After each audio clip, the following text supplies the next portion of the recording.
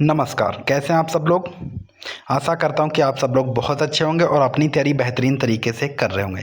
तो साथियों, आज आप लोगों के लिए 60 प्लस जो है मतलब 60 क्वेश्चन मैं आप लोगों के लिए लेकर आया हूं। इसमें से कितने क्वेश्चन आप लोगों के सही होने वाले हैं ये आप लोग कमेंट बॉक्स में ज़रूर बताइएगा। और साथियों, ये टोटल क्वेश्चन जो है मैं NCERT बेस्ड लेकर आया हूँ, क्योंकि जो लोग रेलवे का एग्ज़ाम दे चुके हैं या फिर जिन लोगों ने रेलवे के क्वेश्चन पेपर देखे उन लोगों को पता होगा कि बिना NCERT पढ़े हुए आप रेलवे का कोई भी एग्ज़ाम क्रैक नहीं कर सकते हैं। NCERT और प्रीवियस ईयर अगर फुल मार्क्स लाने हैं, अगर 25 में से 25 जो है आपके एकदम सही हो जाएं, आप लोग चाहते हैं तो आप लोग हमारे चैनल पर प्रीवियस ईयर के क्वेश्चन पेपर आप जो उठा के देख लीजिएगा। और इसी के साथ जो मैं NCERT के क्वेश्चन लेके आ रहा हूँ उनको बहुत भली भांति प्रकार से पढ़ लीजिएगा। ये मेरा लिखित दावा है साथियों कि जो है 25 में से 25 क्वेश्चन जो है आप लोगों के रेलवे प्रीवियस ईयर और NCERT से ही फंसेंगे। ये मेरा वादा है साथियों। मैंने एग्ज़ाम दिया हुआ है, मुझे पता है। मैंने 15 वर्षों के प्रीवियस रूट उठा के देखे हैं साथियों। बिना NCERT प्रीवियस ईयर पढ़े हुए आप लोग जो है साइंस में फुल मार्क्स नहीं ला सकते हैं। तो आप लोग साथियों हमारे चैनल पर आप लोगों को NCERT और प्रीवियस ईयर दोनों क्वेश्चन जो है अपलोड किए गए हैं। दोनों क्वेश्चन लाए जा रहे हैं, नए से नए क्वेश्चन। तो साथियों आप लोग चैनल को सब्सक्राइब कीजिएगा, वीडियो को लाइक और शेयर जरूर कीजिएगा। साथियों बड़ी मेहनत लगती है। आप सोचिए ना, कोई अकेला व्यक्ति जो है 15 वर्षों के प्रीवियस ईयर क्वेश्चन उठा के देख रहा है, जिसने पढ़ाई छोड़ दी है 2 साल पहले, उसने फिर से NCERT पढ़ी है ताकि आप लोगों को एक बेहतर कंटेंट दिया जा सके साथियों। क्योंकि 25 में 25 मार्क्स आ जाएँ, क्योंकि क्या होता है ना साथियों, मैथ और रीजनिंग लगभग में लोग सही कर लेते हैं। अगर दिक्कत कहीं पर होती है तो वो GS और साइंस में होती है। तो मैं चाहता हूं कि आप लोगों को कोई भी दिक्कत ना होने पाए और आप लोगों का ना 4, 5, 10 नंबर से जो है सिलेक्शन ना रुकने पाए। तो उतनी ज़्यादा मेहनत अगर करनी है साथियों तो आप लोग मेरे साथ है। मात्र मैं दावा करता हूं 3 महीने मेहनत मेरे साथ रगड़ के कर लीजिए साथियों। मैं वादा करता हूं साइंस में और GS में फुल मार्क्स दिलाऊंगा साथियों। बस मैं जितना कहता हूँ साथियों उतना ज़रूर पढ़ लिया कीजिए। बस इतनी रिक्वेस्ट है आपसे। और साथियों कमेंट जरूर किया कीजिए। कमेंट से क्या होता है, आप लोगों को क्वेश्चन याद होता रहता है, समझ रहे, भूलता नहीं है वो क्वेश्चन। कमेंट बेहद जरूरी होता है। मेरा तो नहीं फायदा लेकिन आपका जरूर फायदा होने वाला है। पहला क्वेश्चन आपका क्या कह रहा है, बल का CGS मात्रक क्या होता है। मैं कहूँगा वेरी मोस्ट इंपॉर्टेंट क्वेश्चन है। जी हाँ, बहुत इंपॉर्टेंट क्वेश्चन, बहुत ज़्यादा इंपॉर्टेंट क्वेश्चन है। और मैं चाहता हूँ इस क्वेश्चन का जवाब आप लोग सर्च करें। इससे क्या होगा, ये क्वेश्चन हमेशा के लिए दिमाग में सेव हो जाएगा। और अपनी माँ के नाम से साथियों कमेंट बॉक्स में टाइप कर दीजिए, माँ जरूर टाइप कर दीजिए कमेंट बॉक्स में। जी हाँ, और अपने पहले क्वेश्चन का आंसर कमेंट बॉक्स में दे दीजिए। और साथियों माँ का आशीर्वाद आप सभी पे बना रहा है। 2025 में मैं दिल से दुआ करता हूँ कि आप लोग ज्वाइनिंग लेटर लेकर जाएं अपने घर पे और माँ के चेहरे की मुस्कान बढ़ाएं। वो जो जन्नत देखने को मिलेगी ना साथियों, वो आप लोगों की मेहनत से ही पूरी हो सकती है। तो चलिए नेक्स्ट क्वेश्चन पर हम लोग आते हैं। 2 नंबर का क्वेश्चन कह रहा है अदिश राशि कौन है। जी हाँ, अदिश राशि कौन है। तो इसका सही जवाब है ऊर्जा। ऊर्जा जो है ये अदिश राशि है। बाकी बला, घोड़, संवेग, त्वरण ये सभी जो है वो सदिश राशियाँ हैं। नेक्स्ट क्वेश्चन पर आते हैं। 3 नंबर का क्वेश्चन है आवेग माप है। आवेग से क्या मापा जाता है। तो आवेग से जो है वो जो है भार मापा जाता है। ऑप्शन डी बिल्कुल सही है। नेक्स्ट क्वेश्चन पर आते हैं। 4 नंबर का क्वेश्चन है ध्वनि की तीव्रता को मापने वाली इकाई की पहचान करें। नॉट्स, एम्पेयर, कैंडेला या फिर डेसिबल।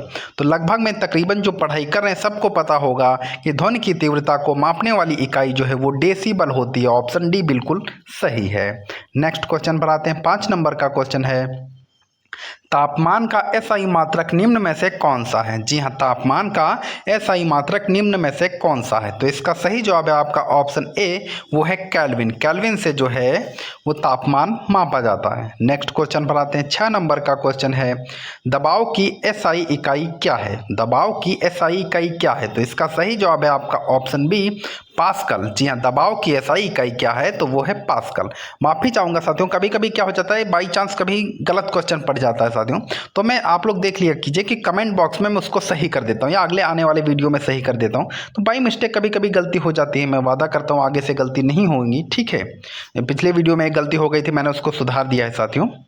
तो आप लोगों से बस एक रिक्वेस्ट है, आप लोग हमारी मेहनत की कद्र कीजिए साथियों। बस जब तक ले आपका एग्ज़ाम क्वालिफाई नहीं हो जाता है आप लोग चैनल को सब्सक्राइब, बाद में जो है आप जो है अनसब्सक्राइब कर दीजिएगा, कोई दिक्कत नहीं है। तब तक के लिए सब्सक्राइब कर लीजिए, बस एक ही रिक्वेस्ट है आप लोगों से। नेक्स्ट क्वेश्चन पर आ जाते हैं साथियों। अमेरिकी वैज्ञानिक एडविन हबल का नाम निम्न में से किस सिद्धांत के साथ जुड़ा हुआ है? इंपॉर्टेंट क्वेश्चन है साथियों। तो अमेरिकी वैज्ञानिक जो हडविन थे उनका जो है बिग बैंग थ्योरी से जो है उनका नाम जुड़ा हुआ है। नेक्स्ट क्वेश्चन पर आते हैं। 8 नंबर का क्वेश्चन है, उस भौतिक वैज्ञानिक का नाम बताइए जिसे न्यूट्रॉन की खोज का श्रेय दिया जाता है और 1932 में की गई इस खोज के कारण उन्हें नोबेल पुरस्कार भी दिया गया था। वो कौन थे? Max Planck, James Chadwick, J.S. Fleming, Enrico Fermi. तो वह वैज्ञानिक न्यूट्रॉन की खोज की थी वो थे जेम्स चैडविक, जिन्हें जो है 1932 में, कब? 1932 में जो है इन्हें नोबेल पुरस्कार दिया गया था। नेक्स्ट क्वेश्चन पर आते हैं। 9 नंबर का क्वेश्चन है, राइट बंधुओं के नाम बताएं जिन्हें हवाई जहाज का आविष्कार का श्रेय दिया जाता है। तो इसका सही जवाब जाएगा ऑप्शन सी के साथ में विल्बर और ऑरविल। ध्यान कर लीजिएगा, विल्बर और ऑरविल राइट बंधुओं के नाम से जाने जाते हैं। इन्होंने ही हवाई जहाज का आविष्कार किया था। नेक्स्ट क्वेश्चन पर आते हैं। राइट बंधुओं ने दुनिया का पहला सफल नियंत्रित संचालित उड़ान को कब पूर्ण किया था? तो इसका सही जवाब है 1903 में। कब पूर्ण किया था? 1903। ऑप्शन डी बिल्कुल सही है। नेक्स्ट क्वेश्चन पर आते हैं। 11 नंबर का क्वेश्चन है, परमाणु अभिक्रियाओं में इस्तेमाल की जाने वाली उच्च आवृत्ति की विकिरण का नाम बताइए जिसका उत्सर्जन रेडियोधर्मी केंद्रक के द्वारा भी किया जाता है, जो चिकित्सा में कैंसर कोशिकाओं को नष्ट करने में प्रयोग में आती हैं। तो उनको जो है गामा किरणों के जो है नाम से हम लोग जानते हैं। ऑप्शन बी बिल्कुल सही है। नेक्स्ट क्वेश्चन है साथियों, इंपॉर्टेंट क्वेश्चन है, परमाणु संलयन अभिक्रिया निम्न में से किस समीकरण पर आधारित होती है? तो वो जो है E बराबर mc⁻²। इस जो है समीकरण पर परमाणु संलयन अभिक्रिया जो है होती है। नेक्स्ट क्वेश्चन पर आते हैं। किसी पिंड की गतिज और स्थितिज ऊर्जा उसकी ऊर्जा के घटक हैं। तो इसका सही जवाब है आपका ऑप्शन सी यांत्रिक। जी हाँ, कौन सा है? तो वो है यांत्रिक। नेक्स्ट क्वेश्चन पर आते हैं। 14 नंबर का क्वेश्चन है, कैमरे में किस प्रकार का लेंस उपयोग किया जा सकता है? तो आप लोग क्या बता सकते हैं हमारी आंखों में किस प्रकार का लेंस उपयोग में लाया गया है? तो जो कैमरा है वो हमारी आंखों के सिद्धांत पर कार्य करता है। तो उसमें जो है हमारी आंखों में भी उत्तल लेंस होता है और कैमरे में भी उत्तल लेंस का ही उपयोग किया गया है। क्या कोई बता सकता है कि कैमरे का आविष्कार किसने किया था? अगर पता है साथियों तो कमेंट बॉक्स में जरूर टाइप कीजिएगा। अंग्रेजी भौतिक वैज्ञानिक जेम्स प्रेकॉस्ट जूल ने डैश के आधार को रेखांकित किया है। तो इन्होंने संरक्षण का सिद्धांत दिया है। कौन सा? संरक्षण का सिद्धांत जो है वो जेम्स प्रेस्कॉट ने दिया है। नेक्स्ट क्वेश्चन पर आते हैं। 16 नंबर का क्वेश्चन है, यांत्रिक ऊर्जा स्थितिज ऊर्जा और ऊर्जा का योग है। तो इसका सही जवाब है आपका ऑप्शन ए, वो है गतिज। नेक्स्ट क्वेश्चन पर आते हैं। 17 नंबर का क्वेश्चन है, सूर्य की किरणों की तीव्रता मापने वाले उपकरण को क्या कहते हैं?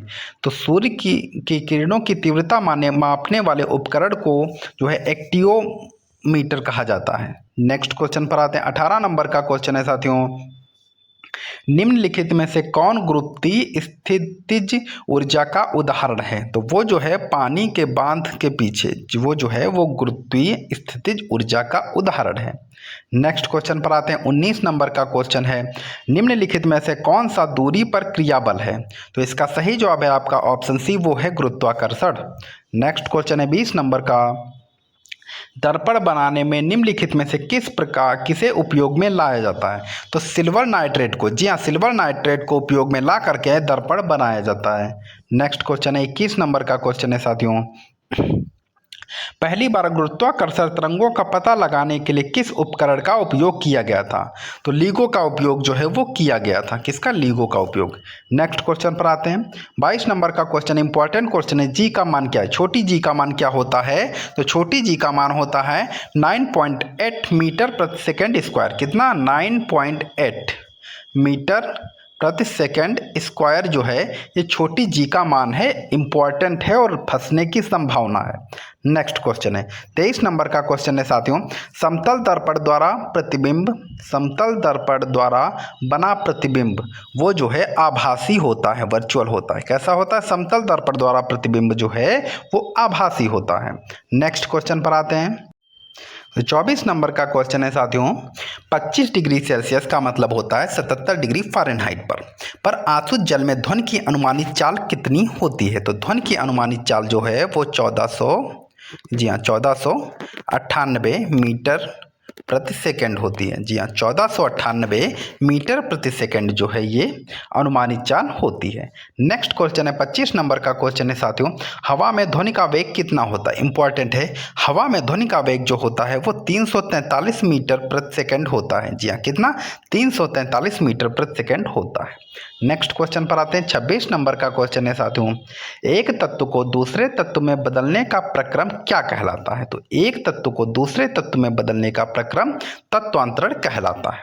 नेक्स्ट क्वेश्चन पर आते हैं। 27 नंबर का क्वेश्चन है साथियों, प्रीवियस ईयर और एनसीईआरटी के बिना आपका सिलेक्शन जो है नहीं हो पाएगा। आरआरबी में आपकी साइंस कमज़ोर रह जाएगी, सिलेक्शन नहीं हो पाएगा साथियों। तो वीडियो को ध्यान से देखें, जो क्वेश्चन इंपॉर्टेंट मैं बोलता हूं उनको जरूर नोट डाउन कर लीजिएगा, बाकी रिवीजन आप लोग करते रहिए। और मेरा वादा है साथियों, 25 में 25 आने से आपका कोई नहीं साइंस में रोक सकता है। आप इतना तो विश्वास कीजिए हम पे। अरे हम भी एग्ज़ाम दिए हुए हैं, हम भी सिलेक्शन लिए हुए हैं यार, पढ़े हुए हैं और फिर से पढ़ा है मैंने एनसीईआरटी, तो इतना तो अनुभव है ही है मुझे। मैं आप लोगों को ये सारी चीज़ें एक साथ में दे रहा हूँ ताकि आप लोगों को इधर उधर भटकना ना पड़े साथियों। कहीं से भी पढ़िए लेकिन एक जगह पे पढ़िए साथियों। हर जगह से वो प्रसाद लेने से सिलेक्शन नहीं होने वाला है। कहीं से भी पढ़िए लेकिन एक जगह से पढ़िए साथियों। और हमारे चैनल पर आप लोगों को साथियों प्रीवियस ईयर एनसीईआरटी दोनों मिल रहा है। मुझे नहीं पता कहीं दे रहे नहीं दे रहे, लेकिन मैं दे रहा हूँ साथियों। और इम्पोर्टेंट दे रहा हूँ, ऐसे क्वेश्चन लाकर आप लोगों के सामने रख रहा हूँ जो सीधे सीधे एग्जाम में फंसने वाले हैं। 27 नंबर का क्वेश्चन है, जब किसी वस्तु की चाल ध्वनि की चाल से अधिक हो जाती है तब कहा जाता है कि यह डैश की चाल से चल रहा है। तो इसका सही जवाब है आपका ऑप्शन बी, सुपरसोनिक चाल। जी हाँ, सुपरसोनिक चाल। जब एक चाल से अधिक चाल हो जाए तो सुपरसोनिक चाल उसको बोलने लगते हैं, मतलब अधिक चाल। नेक्स्ट क्वेश्चन है 28 नंबर का, एक औसत वयस्क मानव के लिए ध्वनि की श्रव्य सीमा है। तो इसका सही जवाब है आपका ऑप्शन डी। जी हाँ, 20 हर्ट्ज से 20,000 हर्ट्ज तक। नेक्स्ट क्वेश्चन है 29 नंबर का क्वेश्चन है, चट्टानों पर से गुजरने के बाद जल निम्नलिखित में से क्या घुल जाने पर वह कठोर हो जाता है? तो इसका सही जवाब है आपका ऑप्शन ए, कैल्शियम कार्बोनेट के घुल जाने पर चट्टानों पर जो जब जल गुजरता है उसमें कैल्शियम कार्बोनेट घुल जाता है, जिसके घुल जाने के कारण जो है वो जल कठोर हो जाता है और साबुन से उसमें झाग नहीं उठती है। नेक्स्ट क्वेश्चन पर आ जाते हैं साथियों। 30 नंबर का क्वेश्चन है, मनुष्य के लिए श्रव्य ध्वनि की सीमा कितनी है? तो इसका सही जवाब है आपका ऑप्शन सी। जी हाँ, 20 हर्ट्ज से 20 के हर्ट्ज तक। नेक्स्ट क्वेश्चन पर आते हैं साथियों। वही क्वेश्चन था लेकिन साथियों क्या हुआ, ये दूसरे तरीके से पूछा था इसीलिए मैंने इसको रख दिया था। कठोर जल को उबालने के लिए इस्तेमाल में लाए जाने वाले विद्युत उपकरण के तपन अवयव पर जमने वाली सफ़ेद परत में क्या होता है? तो सफ़ेद परत में क्या होता है, वो होता है कैल्शियम तथा मैग्नीशियम का लवण जो है वो परत के रूप में जम जाता है। नेक्स्ट क्वेश्चन पर आते हैं। 32 नंबर का क्वेश्चन है, ध्वनि के डैश माध्यम में यात्रा नहीं करती है। तो ध्वनि जो है वो निर्वात में यात्रा नहीं कर सकती है। स्टील में सबसे ज़्यादा एल्युमिनियम में सबसे ज़्यादा होती है और ध्वनि जो होती है निर्वात में यात्रा नहीं कर सकती है। और जो आपकी लाइट होती है, प्रकाश, सबसे ज़्यादा गति कहाँ पे होती है? तो वो प्रकाश की गति जो है वो निर्वात में ही होती है। नेक्स्ट क्वेश्चन पर आते हैं। 33 नंबर का क्वेश्चन है, निम्नलिखित में से एक अदिश राशि नहीं है। नोट डाउन कीजिएगा, नहीं है। तो इसका सही जवाब है आपका ऑप्शन सी, टार्क जो है वो जो है अदिश राशि नहीं है। नेक्स्ट क्वेश्चन पर आते हैं। 34 नंबर का क्वेश्चन है, महासागरों से शुद्ध जल किस विधि से प्राप्त किया जा सकता है? तो महासागरों से शुद्ध जल जो है वो आसवन की विधि से प्राप्त किया जा सकता है। और अगर लवण प्राप्त करना है तो वाष्पीकरण करना पड़ेगा। ठीक है, ध्यान रखिएगा। नेक्स्ट क्वेश्चन पर आते हैं। 32 नंबर का क्वेश्चन है, बैरोमीटर का इस्तेमाल निम्न में से किसे मापने में किया जाता है? तो बैरोमीटर का उपयोग जो है वो वायुमंडलीय दाब को मापने में किया जाता है। नेक्स्ट क्वेश्चन पर आते हैं। 36 नंबर का क्वेश्चन है, निम्न में से कौन सा समीकरण भौतिकी में दाब को दर्शाता है? तो इसका सही जवाब है आपका ऑप्शन बी, बल बटा क्षेत्र। जी हाँ, बल बटा क्षेत्र जो है ये समीकरण भौतिकी में दाब को दर्शाता है। नेक्स्ट क्वेश्चन है। 37 नंबर का क्वेश्चन है, जड़त्व किसके समानुपातिक है? तो जड़त्व जो है वो द्रव्यमान के समानुपातिक होता है। ऑप्शन ए बिल्कुल सही है। नेक्स्ट क्वेश्चन पर आते हैं। 38 नंबर का क्वेश्चन है, हीरा उसी एक तत्व से बना है जिससे बना है। तो जो जिससे ग्रेफाइट बना होता है, हीरा भी उसी तत्व से बना होता है। नेक्स्ट क्वेश्चन पर आते हैं। निम्नलिखित में से कौन विद्युत का सुचालक नहीं है? तो इसका सही जवाब है आपका ऑप्शन सी, हीरा जो है वो विद्युत का सुचालक नहीं होता है। नेक्स्ट क्वेश्चन पर आते हैं। 24 नंबर का क्वेश्चन है, फ्यूज विद्युत परिपथ की सुरक्षा करता है। जी हाँ, किससे सुरक्षा करता है ये आपको बताना है। तो विद्युत परिपथ फ्यूज जो होता है वो ओवरलोडिंग से जो है विद्युत परिपथ की सुरक्षा करता है। अगर फ्यूज नहीं पड़े होंगे तो जितना भी वायरिंग आपकी होगी वो सारी खराब जाएगी। नेक्स्ट क्वेश्चन पर आते हैं। 41 नंबर का क्वेश्चन है, निम्नलिखित में से कौन बिजली का सुचालक नहीं है? तो इसका सही जवाब है आपका ऑप्शन सी, इनमें से जो ब्रोमीन है वो बिजली का सुचालक नहीं है। सबसे अच्छा सुचालक क्या है? चांदी। नेक्स्ट क्वेश्चन पर आते हैं। 42 नंबर का क्वेश्चन है, परिनलिका के भीतर चुंबकीय क्षेत्र, परिनलिका के भीतर चुंबकीय क्षेत्र होता है। तो इसका सही जवाब है आपका ऑप्शन डी, एक समान रहता है। परिनालिका के भीतर चुंबकीय क्षेत्र जो है वो एक समान रहता है। नेक्स्ट क्वेश्चन पर आते हैं। 43 नंबर का क्वेश्चन है, ओम का नियम कहलाता है कि विद्युत धारा बराबर वोल्टेज प्रतिरोध। जी हाँ, ऑप्शन ए बिल्कुल सही है। नेक्स्ट क्वेश्चन पर आते हैं। 44 नंबर का क्वेश्चन है, निम्नलिखित में से उच्चतम आवृत्ति की विद्युत चुंबकीय तरंगे कौन है? तो इसका सही जवाब है आपका ऑप्शन ए, गामा किरणें। जी हाँ। नेक्स्ट क्वेश्चन पर आते हैं। 45 नंबर का क्वेश्चन है, सूर्य पृथ्वी को करता है के माध्यम से गर्म, मतलब किस माध्यम से सूर्य पृथ्वी को गर्म कर देता है? तो इसका सही जवाब है आपका ऑप्शन बी, विकिरण के कारण जो है सूर्य किरणों से जो है पृथ्वी गर्म हो जाती है। नेक्स्ट क्वेश्चन है 46 नंबर का क्वेश्चन है साथियों, इंपॉर्टेंट क्वेश्चन है, ठंडी सर्दियों में घरों को गर्म रखने के लिए धूप का उपयोग करने की नवीन अवधारणा क्या कहलाता है? तो वो कहलाता है निष्क्रिय और सौर ऊष्मा, निष्क्रिय और सौर ऊष्मा कहलाता है। नेक्स्ट क्वेश्चन है 47 नंबर का क्वेश्चन है, निम्न में से किसे ऊष्मागतिकी का पहला नियम भी कहा जाता है? तो ऊर्जा संरक्षण का जो नियम होता है उसे ऊष्मागतिकी का प्रथम नियम कहा जाता है।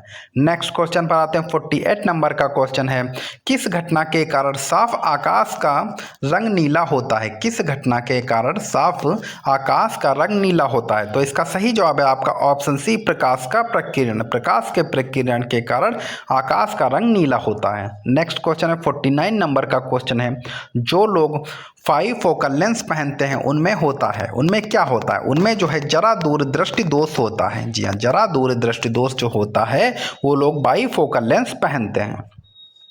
50 नंबर का क्वेश्चन है साथियों, हमारी मेहनत अगर अच्छी लग रही तो चैनल को सब्सक्राइब जरूर कीजिएगा और वीडियो को लाइक और शेयर भी जरूर कीजिएगा।